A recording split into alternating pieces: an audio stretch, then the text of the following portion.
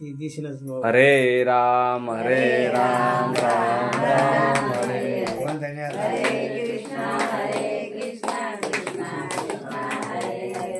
हरे राम राम राम हरे Krishna Krishna. Welcome to MC Music World. हरे राम Bluetooth mode. राम राम हरे Connected.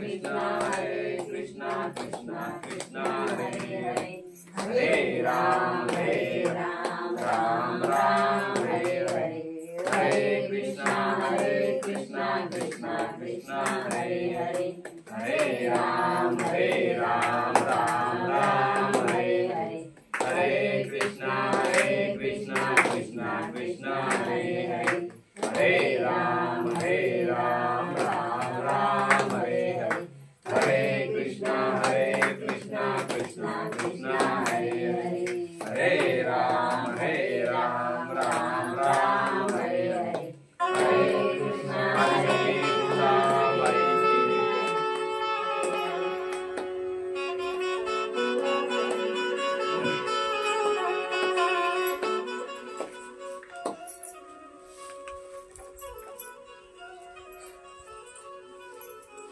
तर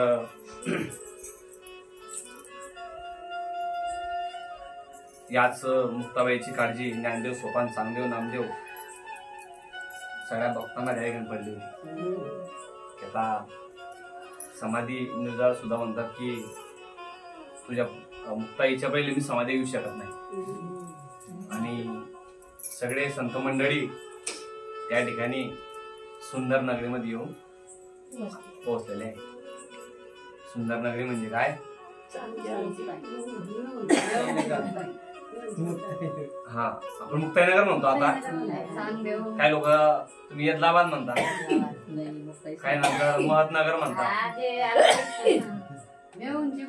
हा, तर त्या ठिकाणी सगळ्यांना चिंता पडली होती की आता मुक्ताबाई सुद्धा आपल्यातून लवकरच निघून जाणार. आणि त्या ठिकाणी जो भक्त होता उद्धव नावाचा, त्याला काही रावलं नाही. त्याने पटकन डायरेक्ट पांडुरंगाला सांगितलं की मुक्ताबाईची गती काय, आता कसे काय करायचे. त्यावर पांडुरंगाने उत्तर दिले की मुक्ताबाई निर्विकार आहे, लग्नाची गरज नाही. ती काही सामान्य मुलगी नाही. तुम्ही माझे प्रश्न विचारताय. यावर उद्धव म्हणाले की अहो, मी लग्नाची विचारत नाहीये. पांडुरंगा, मी चुकून लग्नाचा विचारत नाहीये. तर त्यांच्या देहाविषयी प्रश्न केलाय मी. माझ्या मनामध्ये जो प्रश्न होता तो देहाविषयी होता. त्यावर बाबा म्हणाले, उद्धवा तू प्रेमाने विचारले म्हणून सांगतो. प्रेमाने विचारलं म्हणून तुला सांगतो. अरे निवृत्तीनाथांनी मुक्ताबाईच्या डोक्यावर अभयस्थ ठेवून तिला चिरंजीव केलंय. तिचं जाणं येणं हे नाहीये. ती आली आणि राहीलच. जाणं हा विषय नाहीच आहे. हे तुला माहिती आहे का? तुम्हाला प्रश्न विचारतो. ठीक, तू विचारतो. प्रेमाने विचारलं, तुला प्रेमाने सांगतोय. एखादी गोष्ट ती आली आहे, आपण बोलतो की आपण आलोय, आपण जाणारच. पण मुक्ताबाईचा विषय वेगळा होता. मुक्ताबाईचा अधिकार वेगळा होता. मुक्ताबाई आल्या त्या जाण्यासाठी नाही. संत येतात जगाच्या कल्याणासाठी, संत येतात जगाच्या उद्धारासाठी. आणि संत हे कधीच जात नसतात. तर ते आपल्यामध्येच असतात, आपल्यामध्ये वास करत असतात. फक्त त्यांचा ते कार्यकाळ संपवतात आणि दुसऱ्या हातामध्ये सोपवतात ते काम. त्या काळात सुद्धा कथा, पोथ्या वाचल्या जात होत्या. पण तू भगवंताला वाटतं की मग कोणाचा रावंश घ्यावा आणि त्याच्या माध्यमातून कथा सांगावी म्हणून तुम्हाला. आणि त्या ठिकाणी तसेच अनेक महिला संत होऊन गेल्या. मीराबाई असतील, जनाबाई असतील. म्हणून त्या ठिकाणी संत काही कमी झाले का? तिचा देह सत्य सनातन असून महाप्रलयापर्यंत चिरकाळ नित्य निरंतर राहून त्याला कोणतीच विकृती होणार नाही. निरंतर राहील, त्याला कोणत्याच प्रकारचा काही विकृती होणार नाही. त्याचा क्षण विकार सहित देह आहे. मुक्ताबाई ब्राह्मणीच आचार जाणे निर्विकार उद्धवा असे भगवान उद्धवास सांगतात. उद्धवे चरणावरी ठेवणे माता एक विनंती परिसवा जगन्नाथा गुज अंतरीचे सांगा समर्थ कृपावंत स्वामी निवृत्ती ज्ञानदेव स्वप्नांशी ती गाबाई सविले समाधीशी मुक्ताबाईची स्थिती कैसी ती सांगावी सौम्य. असं कोण म्हणतोय? उद्धव म्हणतो फक्त पांडुरंगाला. तिथून त्या ठिकाणी चांगदेव झालं, नामदेव झाले आणि स्वप्नांका यांची समाधी लावली. मुक्ताबाईची स्थिती काय नेमकी आता? हा, ते तुम्ही मला सांगा स्वामी. त्या ठिकाणी अशा प्रकारे उद्धवानं मुक्ताबाईची समाधी कशी कोणत्या रूपाची आहे याविषयी एकनाथ महाराजांचा अभंग आहे. मुक्ताबाईचे शरीर महाप्रलयापर्यंत चिरंजीव आहे, म्हणजे कुठे भुयारात जाऊन बसल्या नाहीत, आकाशातून निघून गेल्या नाहीत, आकाशातून निघून सुद्धा गेल्या नाहीत. म्हणजे कुठे भुयारात जाऊन बसल्या नाहीत किंवा आकाशातून निघून गेल्या नाहीत, पाण्यात विलीन झाल्या नाहीत. काही लोक समाधी घेतात ना पाण्यामध्ये, जसं विठ्ठल मंदांना घेतली होती. ज्ञानेश्वरांना समाधी घेतली, भुयारात घेतली. आणि शेखजोई असं समाधी आहे संत भुयारामध्येच घेतात, गुहेमध्ये. हा, पण तू मुक्ताबाईचं तसं. तर नाथ मंडळीमध्ये समाधी रहित, समाधी न घेता नित्य विद्या केवल वृत्ता म्हणजे देहात असून देह धर्म रहित असणे, तसेच बंधन सापेक्ष मुक्त नसून स्वभावतच मुक्त असणे हे त्याचे नाव असून महाकल्पापर्यंत त्यांचे शरीर चिरंजीव आहे, असा नाथांचा अभंग आहे. संत महाराज म्हणतात की नाथांच्या आश्रमी समाधी रहित मुक्तता मुक्त नाम तुम्हा महाकल्पावरील चिरंजीव शरीर कीर्ती चराचर त्रिभुवनी. गडिगानंतर की मुक्ताबाई नमो त्रिभुवन पावनी. सगळीकडे बसलेली मुक्ताबाई इथं आहे, मुक्ताबाई तिथं आहे असं म्हणून आलो ना मी. मुक्ताबाई कणाकणात बसलेली आहे. हेच पूजे व हाच एखादा विषय गंगाधारेवरील निवृत्ती व मुक्ताबाईचा होता, पण भगवंताने तो उघड करून सांगितला. मुक्ताबाई चिरंजीव असून आज सुद्धा दर्शन देतात. आज सुद्धा मुक्ताबाईचे दर्शन देतात. मुक्ताबाईच निवृत्तनाथांनी चिरंजीवाचा आशीर्वाद दिला, पण मुक्ताबाईला वाटत होते आता स्थूल देहाने लोकांना न दिसता गुप्त रूपाने राहावे. मुक्ताबाई ठेवलाय आता. हा, आता दिसायचं नाही. आता काम करायचं, भगवंताचं काम करायचंय, देवाचं काम करायचंय.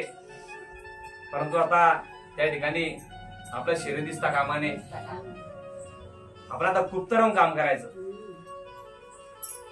काम तर करायचं, पण बाकी आता दिसलं नाही पाहिजे. आपण काम तर करायचं. आपल्या यादी असा तिरोभाव केला पाहिजे, म्हणजे निवृत्तीनाथ पुढे समाधी घेण्यास मोकळे होतील. आपल्यामुळे आपला ओरखून बसलाय आणि आपण जोपर्यंत समाधी घेत नाही तोपर्यंत निवृत्ती महाराज काही समाधी घेणार नाही. आणि आपल्याला भगवंता काम काही बंद करायचं नाहीये. परंतु आता देह हा दिसता कामा नाही, स्थूल स्थितीमध्ये तो नको. आता अदृश्य झाले पाहिजे, त्याला अदृश्य झालं पाहिजे. आता त्याला काय केलं पाहिजे नेमकं हे ठरवून समाधीच्या अगोदर जे सर्वांनी स्नान करून नंतर समाधी घेतल्या, तसं आपणही स्नान करून नंतर गुप्त होऊ म्हणून स्नानास तापी नदीवर जाण्याचे मुक्ताबाईने ठरवलं. की शेवटी बघा, जेव्हा जेव्हा अंत्यविधीचा कार्यक्रम असतो तेव्हा ती शेवटची आंघोळ केली जाते. प्रत्येकाला येते. आता ते मुक्ताबाईने ठरवलं की आता आपण त्या ठिकाणी समाधीस्थ जाऊया आणि आपण सुद्धा आपली जशी ज्ञानोबांनी आपल्या भाऊंनी जशी समोर जशी शेवटच्यामुळे केली तशी आपण बी करून गेली. म्हणून त्या तापी तीरावर मुक्ताबाई गेल्या आणि ही भक्त मंडळी दशमीला दुपारी 12 वाजता निघाली. टाळ, मृदुंग, विना, पताका, गौटक्या सर्व प्रकारची दिंडी काढून भजन करीत मोठ्याने रामकृष्ण हरी व पुंडलिक वरदेवाच्या जयघोष करीत गर्जना करीत ही दिंडी चांदेवला तापी पूर्णा संगमावर राहिली. आणि तापी पूर्णा संगमाला काय म्हणतात? पयोष्णी नाव आहे. पयोष्णी, हा त्यात संगमाचं नाव आहे ते पयोष्णी. सर्वांची स्नाने केली. मुक्ताबाईला निवृत्ताने स्नान घातले. बघा, मोठ्या भावानं स्नान घातलं बहिणीला. हो, शेवटचे स्नान आहे हे निवृत्तीनाथ जाणून होते. जेव्हा माहिती की शेवटचा आपण स्थान देतोय म्हणून आपण डोक्यावर पाणी टाकले तर सोबत राही रुक्माबाई सत्यभामा होत्यास त्या धावून आल्या. त्याने सुद्धा मुक्ताबाई मंगल स्नान घातले. बघा, ज्ञानेश्वर सोपान चांगदेव वटेश्वर या नदीची समाधी घेण्याच्या अगोदर मंगल स्नान घातले होते. तसेच शके 1219 वैशाख वद्य दशमीस मध्यान्हास तापी पूर्णाच्या संगमावर मुक्ताबाई मंगल स्नान घातले. 12 वाजता दुपारी. ते स्नान करून मुक्ताबाईने सर्व पांढरी वस्त्रे परिधान केली.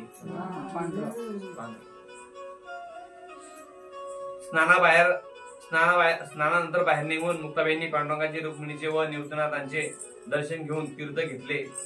ज्याप्रमाणे ज्ञानेश्वर सोपान चांगदेव यांनी समाधीला बसण्याच्या अगोदर नमन केले. ज्ञानेश्वर छोटे होत्या त्या पाहत होत्या की यांनी जी समाधी घेतली त्यावेळेस कोणकोणता कार्यक्रम झाला होता. लहान लहान मुलं असतात, बारीक असतात, एकदम लक्ष ठेवता. ते बोलताना हा ते पाहता की काय करता नेमकं. मुक्ताबाईचं होतं बोलणं कमी, पण माझं सगळं लक्ष डोक्यातच आहे. आणि मग आपल्या भावांच्या वेळेस समाधी घेतली त्यावेळेस त्यांनी काय काय केलं तसं मुक्ताबाई कोणाला न विचारता तसं करायला लागल्या. नाही तर तुझ्या समाध्या जर घेतल्या त्यात ज्ञानेश्वर सुद्धा हात नाही धरलाय. बाबा असं कर, विचार बाबा मदत. म्हणजे मुक्ताबाईला काही कोणा सांगायला काम नाही पडलं. लक्षात ठेवलं आणि पाहिलेलं होतं.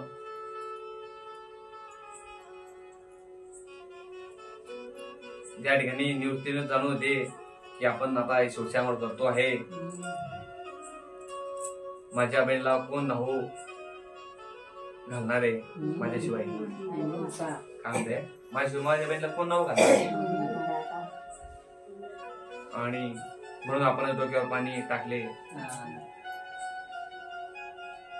म्हणून त्या ठिकाणी सोबत त्या ठिकाणी होत्या राही, रुक्माबाई, सत्यमामा या सुद्धा धावणाऱ्या. रुक्मिणीची निवृत्तीनाथांचे दर्शन घेऊन तीर्थ घेतले. मुक्ताबाईने काय केलं, पांडुरंगाचं, आपल्या मोठ्या भाऊचं, रुक्मिणीचं यांचं दर्शन घेतलं. आणि ज्याप्रमाणे ज्ञानेश्वर सोपान चांगदेव यांनी समाधी बसण्याच्या अगोदर नमन केलं तसं मुक्ताबाईने सुद्धा गुप्त होण्याच्या अगोदर पांडुरंगाची स्तुतिरूप मंगल या ठिकाणी ते नमन केलं. ते मुक्ताबाईचं जे नमन आहे, मुक्ताबाई नमन कसं केलं तर मुक्ताई म्हणे देवा तू विसावा जीव शिवा. मुक्ताबाई म्हणताय, मुक्ताई म्हणे देवा तू विसावा जीव शिवा, गुण गौरवा अनुभवा आम्ही जाणो तुझ. सत्य सत्य जनार्दन, सत्य सत्य नारायण, सत्य सत्य तू आमचे धन. बघा, मुक्ताबाईचं धन कोणतं आहे? तर म्हणते की पांडुरंगा तू आमचं धन आहे. आणि जगजीवन जगदाकार तुझं वाचवणी त्रिभुवनी, तुझं ना देखो नायको कानी. माझ्या कानावर तुझे शिकून तुझे शब्द नाही आले. आणि पाहिला असेल तुम्हाला, पाहिला असेल भगवंता. वेदशास्त्र पुराणी अगांत महिमा तुझा. वेदशास्त्र तुमच्याकडून आम्ही शिकलो. तू देवा देव उत्तम, तू निज भक्तांचा विश्राम, शंकराचा आत्माराम ऐसा नेम वेदाचा. तरी भक्तांचा कोसा पावसे तू ऋषिकेशा नाही तुझं विना भरवसा निच ऐसा साच तू. आणि असे मुक्ताबाईनं ते नमन केले व तेथून बाहेर निघाले. झोप लागते का? प्रसाद घ्या आणि झोपातून निघाले.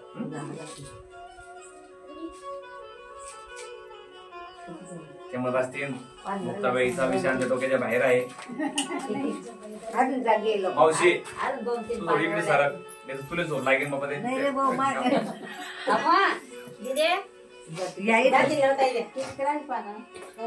मावशी. तर मुक्ताबाईचे नमन केले व तिथून बाहेर निघाले. तितक्यात फार आभाळ उठले, विजा संपू लागली. मुक्ताबाई नमन केलं, सगळ्या पांडुरंगाच्या वर पाया पडल्या आणि तिथून बाहेर निघाल्या. आणि तितक्यात फार मोठा आभाळ त्या ठिकाणी उठलं आणि विजा चमकू लागल्या. विजा चमकू लागल्या. ढग वरच्यावर माथ्यावर येऊ लागलं. प्रलय काळच्या विजांचा गडगडाट सुरू झाला. आणि पडतो आभाळ येत आणि विजा काळ आवाज यायला लागला. सोसायटीचा वारा सुटला. असा वारा सुटला की देव सुद्धा दानावान झाले. देव दानावान झाले. त्यावेळी ही मंडळी तापीत नव्हती हे निश्चित आहे. त्यावेळी ही मंडळी तापीत किनारी होती. कारण करुणे स्नान बसले बाहेर या शब्दाने किती बाहेर घ्यायचे हा प्रश्न आहे. म्हणजे जेव्हा मुक्ताबाई नमन केले तेव्हा हे बाहेर आले होते. मुक्ताबाई कुठे विसर्जन झाली. मुक्ताबाई विसर्जित तेथे परशुरामे मारेला बाण तेथे म्हणजे कोठे तर जेथे मुक्ताबाई गुप्त झाली तेथे. असा संबंध घ्यावा. याच परशुरामाला परशुराम तीर्थाला बाण गंगा, परश गंगा, गंगाधार, परशुराम तीर्थ अशी नावे आहेत. काही शंका करतात की मुक्ताबाई कुठे विसरली. काही लोक म्हणतात की मुक्ताबाई कुठे विसरली. नामदेवादी संतांनाही माहित नाही याच कोठे मुक्ताबाई विसरली. बघा त्यांना सुद्धा माहिती नाही. त्या वाऱ्यामध्ये वीज गडाडल्या आणि मुक्ताबाई कुठे गेल्या का तो विषय. तुमचा देह जातोय पण तुम्हाला कळत नाही कुठे जातोय. आणि त्या ठिकाणी स्वतः पाऊस, विजा, वारा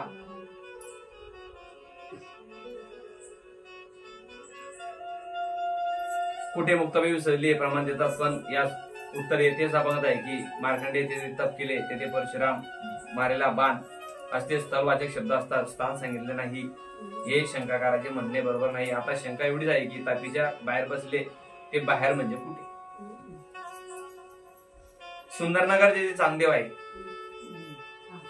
तेथे किंवा गंगाधार बाहेर शब्दाचा अर्थ करावा.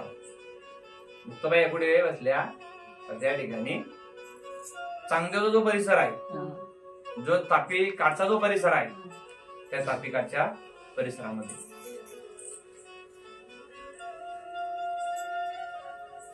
तर म्हणून त्या ठिकाणी तापीतच राहिले. म्हणजे तापीमध्येच ते पाहायला लागले मुक्ताबाईला. मुक्ताबाई गेली कुठे आणि कोण कोणाला पाहतोय त्या ठिकाणी. कोणी कोणाला पवरलंय, एकामेकाला पवरलंय देव. काय चालू आहे नेमका हा खेळ. ज्याचा त्याचा जीव त्याला भारी झाला वारामध्ये. मुक्ताबाईला पहा का आपण आपल्याला पहा काय होत. आणि तिथं अजून तो स्पर्श आपल्याला लागतो त्या ठिकाणी सुद्धा असं घडतं. 18 वर्षानंतर होतच 18 वर्ष होती त्या टाइमात. आणि त्या ठिकाणी सर्व धूळ धूळ उडाली सगळीकडे. सूर्यावर गडदाबाड आल्यामुळे तर बरे यांना बाहेर म्हणजे गंगाधर जाणे अवघड नव्हते. कारण त्यांच्या जवळ विमान होते. देव होते तिथे आलेले. सहज मंडळी बाईने वडील असून सर्वात धाकटी मुक्ताबाई तिचे रक्षण करणे सर्वांचे कर्तव्य होते. दिसत ती सगळ्यात लहान ती होती, सगळ्यात लहान तीच होती. म्हणून सगळ्यांना वाटायला लागला, चिंता वाटली की या आम्ही सगळे आपण मोठे, तिला सोडून आपण कसं जाणार. आपण बसलोय, आपण गेलो आपला टूर घेऊन, आणि आपली मुक्ताबाई आपल्या सोबत आहे, आपल्या गाडीमध्ये राहते मुक्ताबाई आपली. आम्ही सोरा आपण काय म्हणतो, बघा छोटी मुलगी, मग सगळेजण तिला प्रेमाने काय बेटा काय पाहिजे काय नाही, का काळजी, छोटी ना. तसं मुक्ताबाई त्या सगळ्यामध्ये छोटी होती ना. काय घेते बेटा, फुगा, एक फुगा घे. काय पाहिजे बेटा तुला, गाडी गाडी घे. काय पाहिजे बेटा, ते फुगी उडायचं, ते फुगी उडायचं घे. आता काय पाहिजे बेटा तुला अजून, आता कशाने धरू, आता हातात सगळ्या पॅक झाले आता लहान मुलाचं. तसं मुक्ताबाईचं या ठिकाणी सगळ्यांना लढा लागला. म्हणून निवृत्तीनाथ पांडुरंग व्हायला म्हणू लागले की मुक्ताबाईला लवकर धरा, उडून जाईल. वारधन आता व्याला आपण तेच म्हणतो लांब आणले. हा जो शब्द आहे आपण आता पण आहे, आपण वारावर जाईल, उडून जाईल. तर ते म्हणलं की पांडव म्हणताय निवृत्त दादा आणि रखुमाबाई, तुम्ही जा आणि मुक्ताबाईला पहा आणि ते उडून जाईल. असे जो तो म्हणू लागला. पण नामदेव म्हणतात, देवा हो, ही धूळ वादळ काही केल्या डोळेच उघडू देत नाही, दिसत सुद्धा नाही आम्हाला. असं वारा वादळ आहे आणि धुळे, आणि तो असा वारा आला, समोरचं काही दिसायला लागलं, सगळ्यांचे डोळे बंद झाले. त्यावर ऋषी म्हणाले की हे विघ्न झालंय, आले विघ्न झालंय, आता यातून जगणं कठीण आहे. कोणाची ही शुद्धी कोणाला राहिली नाही. समजून लागले की नारायणा आता सर्वांचे स्मरण आले आहे दिसते. या ठिकाणी आपण सगळ्यात मारणार असं दिसते. आता एवढा मोठा तांडव सुरू झाला या ठिकाणी. असे म्हणत असता निरंजनामध्ये मोठ्याने वीज कडाडट करून गरजली, आणि त्या विजेबरोबर मुक्ताबाई ह्या गुप्त झाल्या. चित्कला विद्रूप झाली, मुक्ताबाई अदृश्य झाली.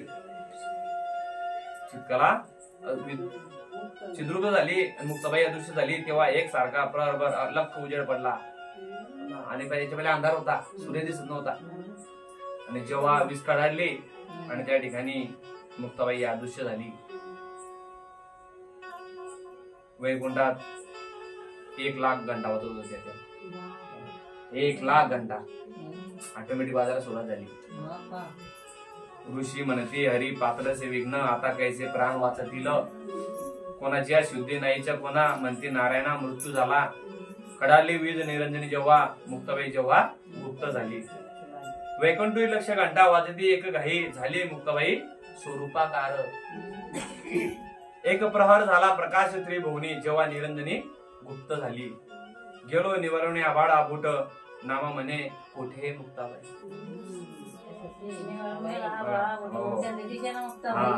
म्हणून त्याने पाहिलं की मुक्ताबाई कुठे कुठे दिसायला लागला. तेव्हा आकाशात वीज कडाली असे न म्हणता निरंजनी वीज कडाली असे म्हटले. निरंजनाचा अर्थ मुक्ताबाई नागपंथी होत्या ना, त्यांचे तत्वबीज निरंजन आहे. निरंजन या शब्द कसा आलाय, मुक्ताबाई या नागपंथी होते, त्यामुळे त्याचं तत्वबीज निरंजन आहे. ते भिक्षा मागताना अलक निरंजन म्हणतात. काय म्हणतात? अलक निरंजन. जे नाथ संप्रदायातले लोक आहेत ते अलक निरंजन म्हणून त्या ठिकाणी निरंजन वीज कडाला. अलग ही 5वी मुद्रा आहे. मुद्रा ही ती 5वी लावणी लक्ष, तो आत्मा प्रत्यक्ष हरी दिसे. किंवा ज्ञानवरा म्हणतात अलग लक्ष मी लक्षी, तसे अलक्ष जे निरंजन ब्रह्म, यालाच निरंजन मैदान म्हणतात. चल निरंजन चल जंगन के जेवढे म्हटले आहे. ज्ञानेश्वर महाराज समाधी घेत असतानाही निरंजनाच्या मैदानात त्यांनी प्रवेश करूनच पूर्ण ब्रह्म ते झाले. भीममुद्रा डोळा निरंजन मैदानात झाले ब्रह्म पूर्ण ज्ञानदेव. तसे ते मुक्ताबाईच्या समाधीच्या अभंगातही निरंजनी वीज कडाडली असे म्हटलेले आहे. निरंजनाचा अर्थ चित्कार स्वरूप जे ब्रह्म त्यात स्फुरण होऊन जो लख प्रकाश पडला त्यात ब्रह्म चित्कला म्हणजे ब्रह्माचा ज्ञान रूप जो प्रकाश, म्हणून मुक्ताबाईला ब्रह्माचा ज्ञान प्रकाश म्हणतात. कांदा ब्रह्माचा ज्ञान प्रकाश ब्रह्म चित्कला आदिशक्ती मुक्ताबाई. आणि अशी मुक्ताबाई ज्योतीत ज्योत प्रकाशात प्रकाश सामावला आणि सामावून गेली. निरंजन तेव्हा गुप्त झाली. निरंजन शब्द इथे ब्रह्माचा वाचक आहे. असा पुष्कळ ठिकाणी निरंजन शब्द आला आहे. त्या ब्रह्मात मुक्ताबाईची तन ब्रह्म झाली म्हणजे ज्ञान ब्रह्मी भोग ब्रह्मतनु. ज्ञान म्हणतात की संध्य सच्चिदानंद का व्हावे ते तयाचे अवयव सुखाचे भोग. त्या ठिकाणी तुकाराम महाराज सुद्धा म्हणतात, होय अंग हरिरूप ब्रह्मभूत काय होत असे कीर्तन. या ठिकाणी आपण हरिरूप झालो, आपण आपल्याला जर भगवंता वाटला ना तर आपण स्वतः ब्रह्म आहे. आपल्याला तो सात्विक भाव यायला पाहिजे. भाव सात्विक भाव जेव्हा येतो ना तेव्हा तुमच्यामध्ये भगवंत दिसतो. भगवंत दिसतं म्हणजे तुम्हाला काय असं लगेच की काहीतरी 18 तुम्ही काढून दाखवतो तुम्हाला कशी भाषे माया काळीसारखी काढून दाखवू. भगवंत हा ठिकाणी माणसामध्ये प्रवेश करतो, पण तो कोणाच्या रूपाने येतो हे तुम्हाला समजणार नाही. याला समजण्यासाठी तुम्ही तेवढे भगवंताच्या स्वरूप मध्ये पाहिजे. भगवंताला वाटत नाही तुम्हाला तर त्यासाठी तुमची दृष्टी तशी पाहिजे. आपली दृष्टी तेवढी स्वज्वळ पाहिजे तेव्हा भगवंत आपल्याला ओळखू शकतो. आणि आपलं कसं आहे, मंदिरात गेल्यावर धार्मिक होतो आणि मंदिरात खाली उतरले की चपला काय होता. भक्ती कशी आपली, मंदिरात गेले की पाय पडतो भगवंताला, सांगतो आपण की भगवंता माझं चांगलं काहीतरी कर. आणि आपण पायऱ्या खाली गेलो की दुसऱ्या चप्पल घालून घेऊन जातो. म्हणजे आपली भक्ती कुठपर्यंत मर्यादित आहे. म्हणजे काय आपल्याला साक्षात भगवंताचा होणार आहे. आपली भक्ती ही बाह्य रंग आहे. कोणती भक्ती आपली बाह्य रंग भक्ती. आपल्याला ती भक्त आहे ती भक्ती नको आहे. आपल्याला अंतरंग भक्ती पाहिजे. भगवंताला कोणता भक्त आवडतो की तो एकदम काहीतरी तुळशीच्या माळा घातल्या त्याने चांगल्या अर्धा किलोच्या, किंवा मग कोणता असा एक भक्त आहे की ते जटा वाढलेल्या आहे चांगल्या, किंवा मग तो भक्त का की त्याने पूर्ण भव्य वस्त्र परिधान केलेले आहे. तसं नाही, भगवंताला तो वस्त्र नाही आवडत. भगवंताला तुमची कृती आवडते, तुम्ही काय करता. काय भगवंताला भगवान काहीच घेण देणं नाही काही गोष्टींचं. तुम्ही कोणती माळ घालता, चांदी घालता, सोन्याची घालता, काहीच नाही. तुमचं मन काय, तुमचं मनामध्ये किती भाव आहे तो फार महत्वाचा आहे. मन जीवन जगत असताना निर्मळ जगा, पाण्यासारखं स्वच्छ, कोणा त्रास देऊ नका जीवन जगत असताना. आणि त्रास घेऊन पण करू नका स्वतःला, घेऊन पण करू नका. वाटण त्यानं चुकीचं केलं माफ करून टाकायचं, सोडून द्यायचा विषय. आणि काही वाईट आपलं झालं ना तर समजून घ्या पुढे काहीतरी चांगलं होणार तुमचं, पण त्या गोष्टीत पडू नका. आपण उद्याचा दिवस पाहत नाही, आजच्या दिवसाचे आपण तुक तुक तुक तुक लावतो आणि आपण आजारी पडतो. पण उद्या काहीतरी चांगलं येणार आहे ना, म्हणून तुम्ही आताच काम बसून जाता.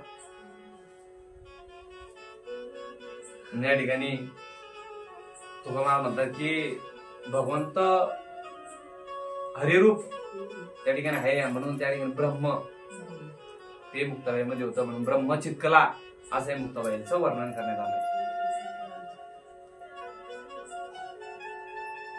आणि मुक्ताबाईचा देह स्वच्छमय म्हणजे आपल्या इच्छेने विग्रहवान झाल्या व इच्छेप्रमाणे निरंजन रूप म्हणजे बाह्य रूप देणे होणे मुक्ताई शक्य आहे. कारण मुळातच ती मायाशक्ती आहे. मुक्ताबाई बळजबरीने नाही गेल्या. मुक्ताबाईने सांगितलं आणि बळजबरीनं काय जेवणाचा आदेश दिला नव्हता अजून. भगवंतानं आदेश दिला नव्हता की तुझं काही काय केलेलं आहे गुवा का काहीतरी तू जेवण करून घे म्हणून. मुक्ताबाई जेवण सुद्धा नाही. काय म्हणतो मी संत मंडळीने जेवण करून पूर्ण समाधी घेतलंय. मुक्ताबाईने जेवण सुद्धा नाही घेतलं. एकादशी होती. मुक्ताबाई काय म्हणत होती की मला जायच नाहीये, मला जाणच नाहीये, मी जातच नाहीये. म्हणजे जात नाही बाबू. मी स्थूल रूप फक्त मला रंग बदलवते. मुक्ताबाई हा अजून सुद्धा मुक्ताईनगर मध्ये आहे का? आहे. त्या ठिकाणी मुक्ताबाई समाधी घेतलेल्या नाही.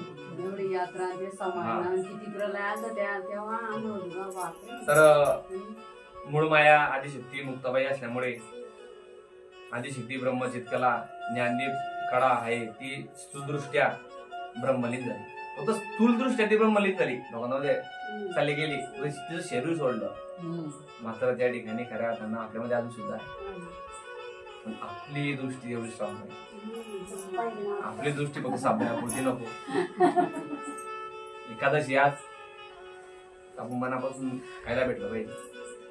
तुमचे पाय तिथे लागले मुक्ताबाईमध्ये म्हणून तुम्ही मंदिराचं दर्शन घेणं गरजेचं नाही. मग तुम्ही केळीच्या खोडामध्ये मुक्ताबाईला पाहू शकता. एवढी तुमच्या ताकद पाहिजे. बस काय म्हणतो मी केळीच्या खोडामध्ये तू पाहू शकता. मुक्ताबाई कुठे पाहायचं ब्रह्मरूप कुठे आहे करायचं तुमच्यावर आहे. तुम्ही आता घरी झोपा मुक्ताबाई भेटायला तुमचं मन कुठे कोणत्या गोष्टी उत्तेजित करतात तुमच्यावर आहे. मग कुठे कोण आठवतं आपल्याला. मी तो म्हणतो भगवंत तर कानाकानात दिसला पाहिजे. रोज सकाळी उठली ना माझ्या भगवंताचं नाव घेतल्याशिवाय कोणतं काम सोडत नाही झालं पाहिजे. मी झोपतो ना माझ्या भगवंताचं नाव घेतल्याशिवाय झोपलोच नाही पाहिजे. एवढं भक्तीच आपण तरी होऊन गेलो पाहिजे. शके 1219 मध्ये वैशाख दशमीला तारीख 19/5/1299 दुपारी 1 वाजता 15 मिनिटांनी या समयी स्वरूपाकार टायमिंग आहे. 12 वाजता त्या ठिकाणी आलेले होते. म्हणजे ते 12 वाजता आलं 12 वाजता आणि खऱ्या अर्थानं गुप्त त्या झाल्या दुपारी 1 वाजता 1:15 तारीख आहे 19/5 पुण्यतिथीची तारीख. 1299 मध्ये दुपारी समयी स्वरूपात झाली. त्या दिवशी आपण मुक्ताबाईची पुण्यतिथी करतो. वास्तविक त्याच देहाने नित्य चिरंजीव आहेत तरी पण व्यवहाराला धरून त्यांचा तिरुभाव मानला. त्या दृष्टीने त्या मुक्त होण्याच्या समयी वैकुंठात लाखो घंटा वाजल्या. जेव्हा मुक्ताबाई मुक्त झाल्या ती वेळ सरासरी दिवसाची 1 वाजताची. मी तुला सांगितलं स्नान करून बंधनाला निघाल्यास वर्ण आहे. मध्यान्ह कुंद ओढून आले त्याचवेळी आईसाहेब गुप्त झाल्या. आईसाहेब गुप्त झाल्यावर एक प्रकाराने ढग वगैरे निघून जातात. आकाश स्वच्छ निर्भ्र होऊन वाराही शांत झाला. म्हणजे वारा आणि पाऊस आणि वादळ फक्त मुक्ताबाईला घेण्यासाठी आले. मस्त साजरा करण्यासाठी पुण्यतिथी पोचतायची मुक्ताबाईला घेण्यासाठी सगळे लोक जेव्हा आम्ही गेलो मुक्ताबाई व त्याच वेळी आईसाहेब गुप्त झाल्या. आईसाहेब गुप्त झाल्यावर एक प्रकाराने ढग वगैरे निघून जाऊन आकाश स्वच्छ ते वादळ बरोबर 8 वाजता शांत झालं. तेव्हा संत मंडळी मुक्ताबाई शोध करू लागली. मग काय होतं पाणी हा जोरदार पडला आपल्या गावात सुद्धा. आपण जो तो तिचा जीव धरून घरामध्ये. पण जेव्हा काही पाणी शांत होतो वारावर शांत होतो घराच्या बाहेर निघतो होता पाहतो याचे पत्र उडाले. त्याची गाय मध्ये गाय वारली किंवा नाल्याला पूर आला. म्हणजे किती नुकसान झालंय आपल्याला केव्हा कळतं शांतता झाल्यावर कळतं. तर लोक नाही कळत. तर लोक आपण आपल्या घरात राहतो आपला जीव वाचवतो आपण. आणि मग आपण बाहेर गेल्यानंतर पाहतो की काय काय झालेलं आहे. हे नेमा झाड पडलं ते त्याच्या घरावर पडली त्याची भीत पडली त्याचं हे झालं तुमचं ते झालं. पण केव्हा शांत झाल्यावर सगळं वातावरण शांत झाल्यावर. तसंही वातावरण शांत झालं आणि सगळ्यांनी मुक्ताबाई शोध सुरू केला. मुक्ताबाई कुठे गेल्या आणि सगळ्यांच्या दिशा स्वच्छ झाल्या. सूर्यनारायणाचे मुखही पाहिले, पण मुक्ताबाईचा पुढे पत्ता पुढे लागे. ते सगळे पाहायला लागले. मुक्ताबाईंनीच योगमायाने आभार तयार केले. बघा कोण हे तयार आभार मुक्ताबाईंनी केलं. आपण म्हणतो की वादळ आलं ना असं झालं, मुक्ताबाईंनी स्वतः आभार तयार केलं. हे निवृत्तीनाथांना माहिती होती. असं होणार आहे. कारण एखादा जेव्हा मुक्त होण्याविषयी चर्चा झाली होती तेव्हाच मुक्ताबाईंनी सांगून ठेवली होती की असा सगळा प्रकार घडेल आधीच सांगून ठेवलं. आणि मी त्यात गुप्त होईल. आणि हे परंतु तोपर्यंत कोणाला सांगू नको. आपण सांगतो आपल्याला आपली जग तुम्हाला सांगायची चांगली, आपण त्याला सांगतो मी तुला सांगतो, पण हा पुरा कार्यक्रम शिजवू दे, नाही तर आपला कार्यक्रम होणार नाही. तुम्ही सांगा बाबा तुला सांगतो दादा असा असा विषय आहे, पांडुरंगाला देवाला सांगू नको. नाही तर त्यांची माझी बोलण्याची त्यांची वेगळी इच्छा असेल. माझी इच्छा अशी काही झाले तरी भगिनी प्रेम आवरले मग निवृत्तीनाथांना असं म्हटल्यावर त्या ठिकाणी निवृत्तीनाथांना फार दुःख झालं. कारण मुक्ताबाई काही सामान्य नव्हत्या ना, मुक्ताबाई सामान्य नव्हत्या की ज्या मुक्ताबाई करता निवृत्तीनाथ थांबून राहिले होते त्या उभ्या उभ्या निघून गेल्या. किती वेदना झाल्या त्या निवृत्तीनाथांना की ज्या बहिणी करता मग बहिणीला मी लहानपणापासून वागवतोय. माझे आई वडील नसताना माझी बहीण मोठे मोठे गोष्टी माझी करत होती.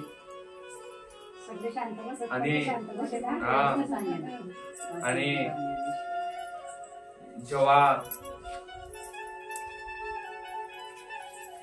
मुक्ताबाई गुप्त झाल्या तेव्हा सर्व भक्त मंडळींनी मुक्ताबाईचा जय जयकार असो असा जयघोष केला.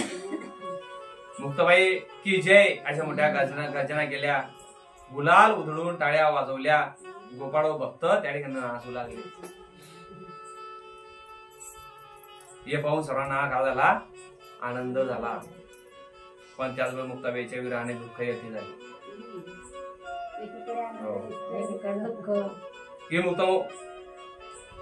आनंद दुःख मध्ये कुठे झालं की मुक्ताबाई गुप्त झाल्या आणि आम्ही पाहिलं सुद्धा नाही.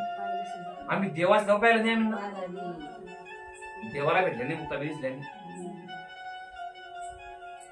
आणि सर्वांच्या समाधीपेक्षा मुक्ताबाई समाधी ही अलौकिक झाली.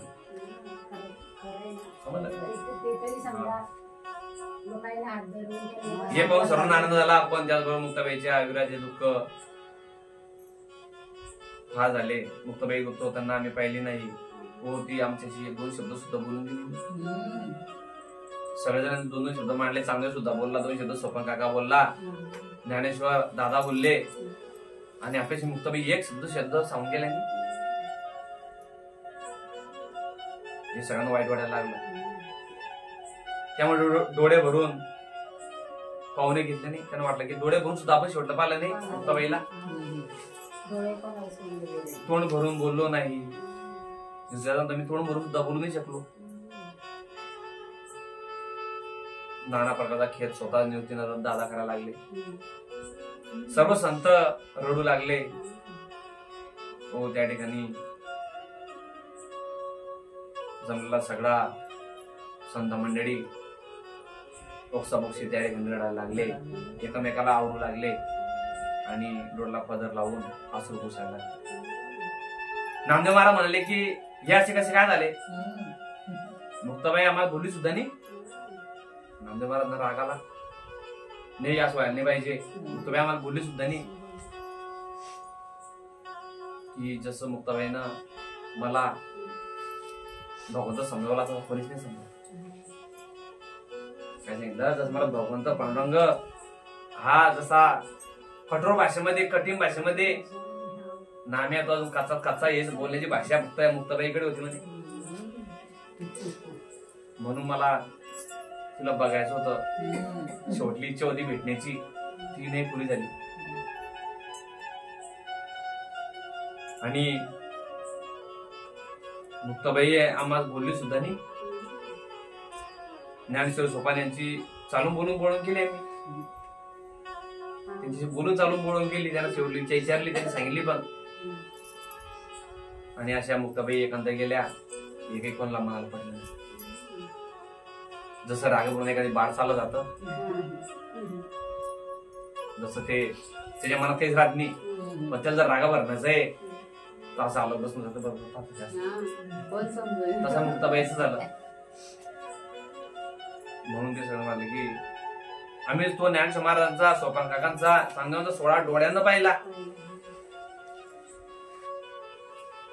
पण मुक्ताबाईची होती की नाही असे झाले असे म्हणून सगळं त्या ठिकाणी सगळे स्पंदून रडू लागले. आम्ही मुक्ताबाईचा हा सोहळा नाही करू शकलो. आमच्या मुक्ताबाईमध्ये काय कमी होती? आमच्या मुक्ताबाईचा आम्हाला मोठ्या थाटामाटामध्ये हा समारंभ करायचा होता, समाधी सोहळा, म्हणून सगळे देव त्या ठिकाणी जमा झाले. नंतर पुढे स्थळ संत चांगलं स्थळ होतं म्हणून त्या ठिकाणी महिनाभर थांबले, म्हणून 1 महिनाभर राहिले. याचा अर्थ मुक्ताबाई गुप्त झाल्यानंतर पुढे 15 दिवस राहिले असा करावा लागेल, कारण मुक्ताबाई समाधी वैशाख वद्य दशमीला व पुढे ज्येष्ठ वद्य प्रतिपदा शेते तृतीय 3 दिवस सप्तशृंग उत्सव केला. पंचवटीला ज्येष्ठ वद्य पंचमीला पोहोचले, ते नोव्हेंबरपर्यंत राहिले अशा भागात आहे. ज्येष्ठ वद्य पक्ष सर्व प्रवासातच दाखविला आहे, तर ते तापी तीरावर ज्येष्ठ शुद्ध पौर्णिमेपर्यंत थांबले. तर दुसऱ्या भागात सप्तशृंगीला 3 दिवस राहिले. यावरून असे सिद्ध होते की 15 दिवस मुक्ताबाई गुप्त झाल्यानंतर तापी तीरावर त्या ठिकाणी भगवंत राहिले. म्हणजे ज्येष्ठ शुद्ध पौर्णिमेपर्यंत काल तापी तीरावरच गेला व ज्येष्ठ वद्य प्रतिपदा ते तृतीया सप्तशृंगीवर गेले व ज्येष्ठ वद्य पंचमीला जर हे पंचवटीला गेले तर अवघ्या 5 दिवसात 100 कोस गेले, म्हणजे रोज 20 कोस चालून ते त्या ठिकाणी गेले होते.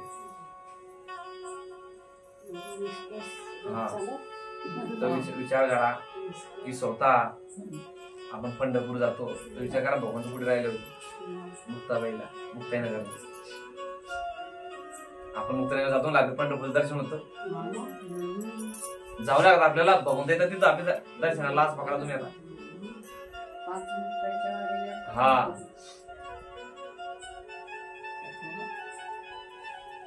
आणि मुक्ताबाईला केशवाने मुक्त केल्यावर नामदेव म्हणतात की आता तापीची पूजा करा. नंतर तेथे उतरले होते, त्या सोमेश्वराची पूजा करून पुढे जाते झाले. तेथून निघत असताना निवृत्तीनाथांना मुक्ताबाई विषयी गैरवर आला. निवृत्तीनाथांना डोळ्यात पाणी चाललं, आपण इथून जातोय, बहिणीला सोबत नाही. कारण निवृत्तीनाथ सोबत जर म्हटलं कोणी असेल तर मुक्ताबाई होत्याच. आणि आता मात्र निवृत्तीनाथांचे पाय काही पुढे चालत नव्हते. माझी बहिणी म्हटल्यानंतर मुक्ताबाईशी देवर आला. मुक्ताबाईने आमच्यावर काहीच ओझं पडलं नाही, सांगितलं मुक्ताबाईने आमच्यावर कोणतं ओझं नाही दिलं. समाधी उकरावी लागली नाही, पूजा साहित्य गोळा करावं लागलं नाही. बघा काम झाले, मुक्ताबाईने काहीच त्रास नाही दिला. पूजा उपचारांचा त्रास पडला नाही, शास्त्रविधी धुंडत बसावे लागले नाही. मुक्ताबाईचे कसे करावे सांगणं वाटत होते, पण मुक्ताबाईने तीर्थभरही कष्ट होऊ दिलं नाही कोणालाच नाही की माझ्यामुळे कोणाला त्रास होईल, मला हे आणायचंय का ते आणायचंय. बघा किती साधेपणा, किती साधेपणा. मुक्ताबाईने असे म्हणून निवृत्तीनाथ फार विलाप करू लागले. आणि मला दुःख वाटायला लागलं की शेवटी माझ्या मुक्ताबाईनं कोणती इच्छा ठेवली मनामध्ये. मुक्ताबाई कशी आली कशी गेली काही कळलेच नाही. याप्रमाणे निवृत्ती शोकरू लागले. तेव्हा नामदेव महाराज म्हणतात देवा निवृत्तीचे समाधान करावं. तेव्हा देवाने निवृत्तीचे समाधान त्या ठिकाणी केले. तर या ठिकाणी असं आपण या ठिकाणी आज मुक्ताबाईचा या ठिकाणी काय म्हणावं, काय शब्द वापरावं हे काही समजत नाही मला. त्याचा सोहळा आपण पाहिला. याच्यामध्ये मुक्ताबाई गेल्या ते दुःख आहे, मुक्तामध्ये आपल्यामध्ये आहे पण सुख आहे. मुक्ताबाईने सांगितलं की मी फक्त शरीर सोडते माझं, परंतु मी जाणार कुठेच नाही. म्हणून हा विचार आपल्या मनाला त्या ठिकाणी केव्हा प्रफुल्लित करतो की मुक्ताबाई आपल्याजवळ आहे आणि आपली कथा ऐकताय, आपली कथा मनापासून ऐकताय. आदिशक्ती मुक्ताबाई की जय.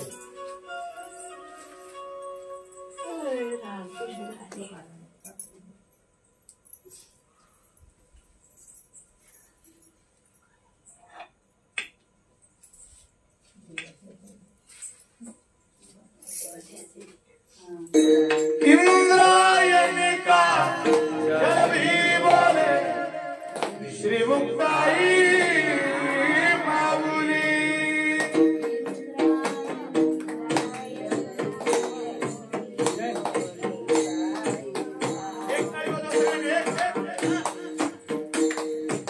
इंद्रायणी का जल भी बोले श्री मुक्ताई माऊली.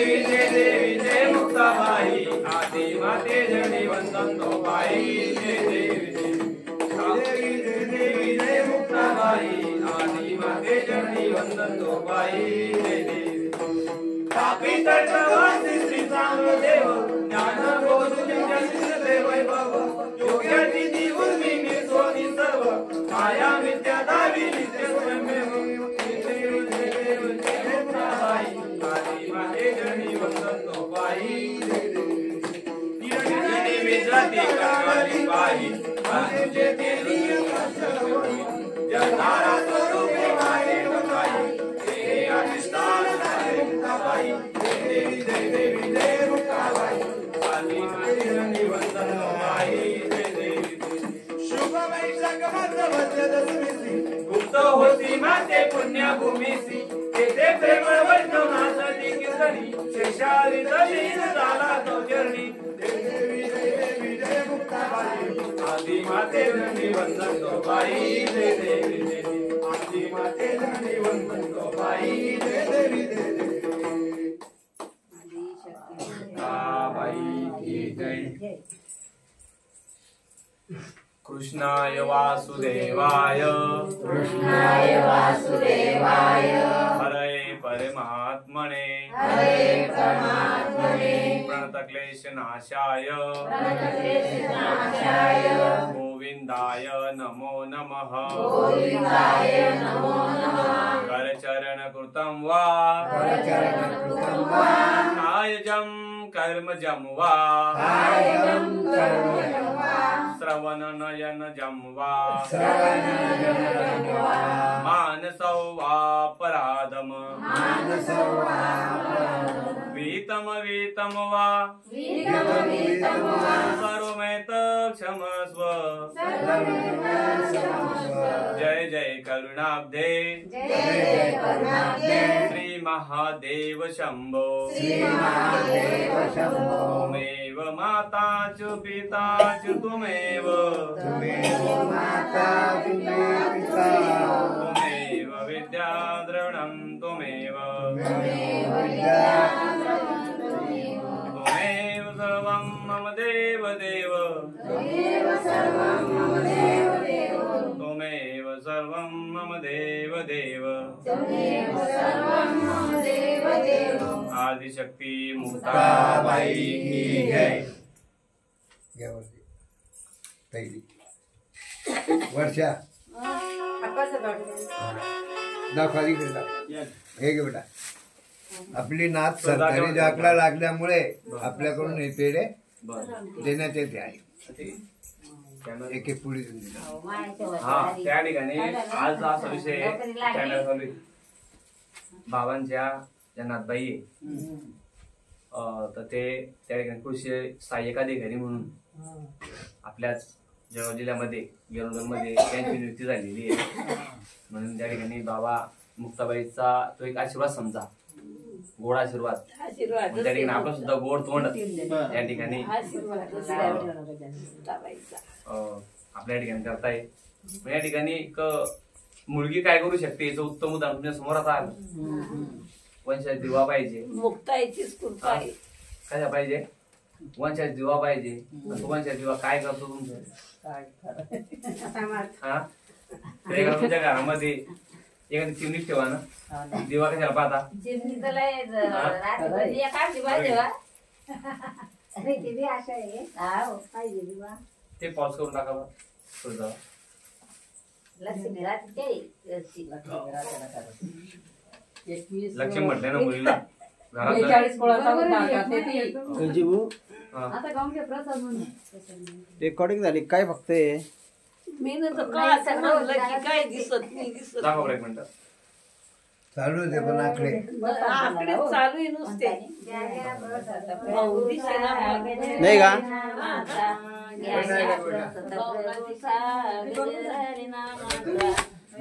साखर लागे गोड नामाची आवड